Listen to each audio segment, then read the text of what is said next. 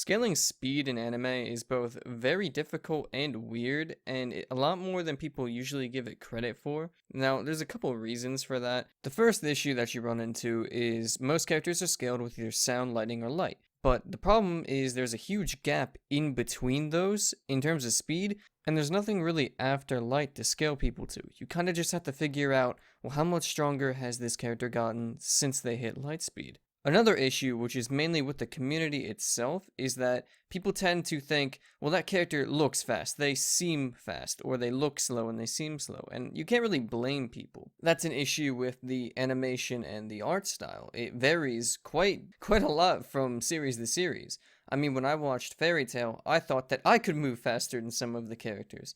But here we are with base Wendy casually reacting to someone who is at least light speed. Now, the reason I'm saying all of this is because I want to start a little series where I scale the speed of a lot of characters from a lot of series, and I wanted to start with Luffy. One Piece is very weird in its own right because it's very simple how you scale it, but I'm gonna be honest straight up, you can't really get an exact speed for a lot of these characters. It's impossible until we know more about, well, Kizaru or the author himself lets us know. But there are a couple ways you can go about scaling it fairly accurately, and I'm going to go over those now. Now, almost all of the speed scaling in the show is based off of Kizaru. Even though he hasn't shown or hasn't been stated to be the fastest, it is very widely assumed that he is the fastest character in the show, and with good reason. He has the light fruit. He is quite literally made out of light. So there we go, we've already established that at the bare minimum, the top tiers, basically anyone who can react to Kizaru himself, is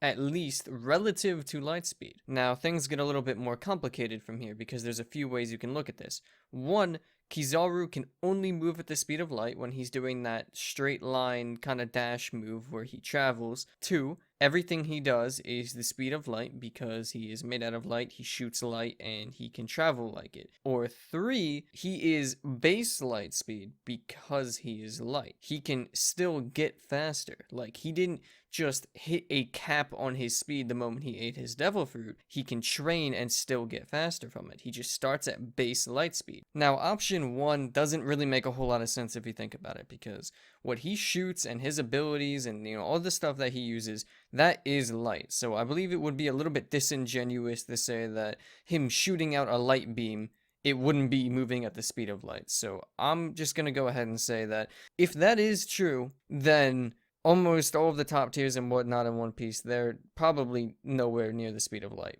But I don't believe that would be the case, just because, again, I think it would be disingenuous to say that him shooting out a light ball at someone and it wouldn't move at the speed, it just doesn't make sense. Now, if we believe that Kizaru is light speed and everything he does is light speed, but that's it, that's the max, then things get a little bit easier. For one, we can say that he is the max in the series. He's the absolute cap. There is no other character who is light speed.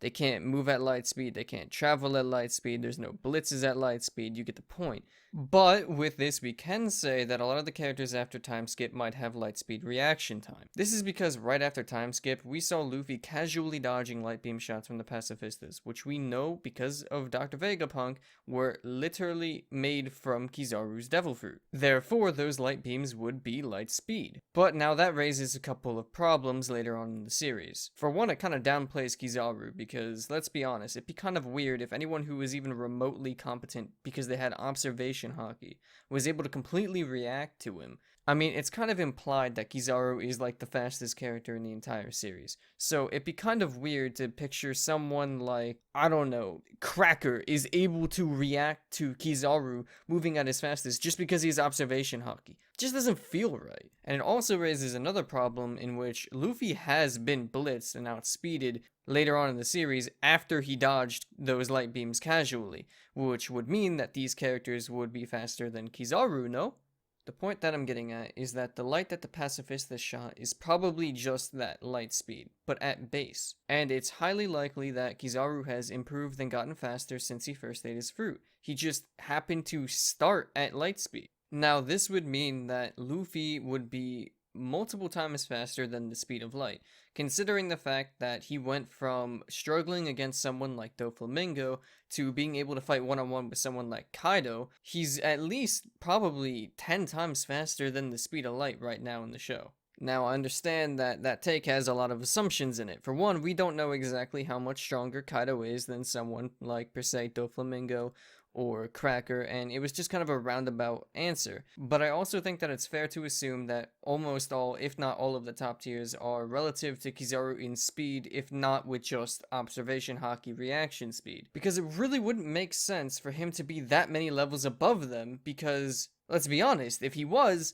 Whitebeard wouldn't be the strongest man in the world. Kaido wouldn't be the strongest creature in the world. Kizaru would be. If no one can even remotely be as fast as him, to the point where they couldn't dodge him, to the point where they couldn't catch him, he would be the strongest. He's an admiral. He has that attack potency already. So how are you gonna beat someone who is at least relative to all the other top tiers in strength if you can't touch him? So to sum that up, you can either argue that Luffy just has lightspeed reaction time because of observation haki, or you can make a solid argument that he is a multiple to like maybe 10 times the speed of light, maybe even more for all we know. It all depends on how much stronger he's gotten since the time skip. But at bare minimum, Luffy is multiple times faster than light, and casually at that.